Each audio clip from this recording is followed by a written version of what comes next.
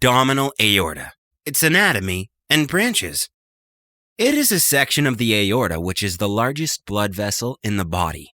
It is an artery that directly arises from the heart itself and descends through the thorax and into the abdomen. All the arteries of the body, save the pulmonary arteries, stem from the aorta or one of its main branches. In order to get a clear picture of its location, let's walk briefly through an overview of the aorta.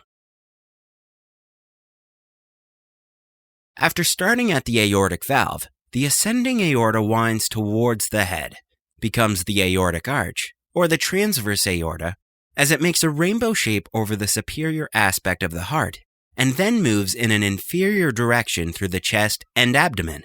At the left subclavian artery, it becomes the thoracic aorta.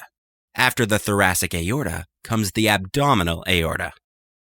The abdominal aorta, the largest artery in the abdomen, begins at the level of the diaphragm and lies anterior to the vertebrae, and runs parallel to the inferior vena cava.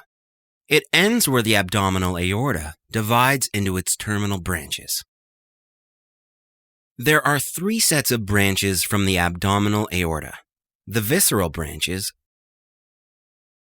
the celiac, the superior mesenteric, the inferior mesenteric, the middle suprarenals, renals, and gonadals. These supply the organs in the abdomen, the kidneys, testicles, and ovaries. The parietal branches, the inferior phrenics, lumbars, and median sacral, which ascend to supply the diaphragm and the posterior abdominal walls.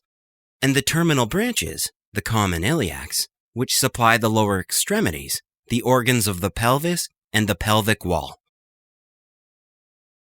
Of these arteries, the paired arteries are as follows: the suprarenals, the renals, the gonadals, the inferior phrenics, the lumbars, and the common iliacs. The celiac, the superior and inferior mesenteric arteries, and the median sacral are unpaired.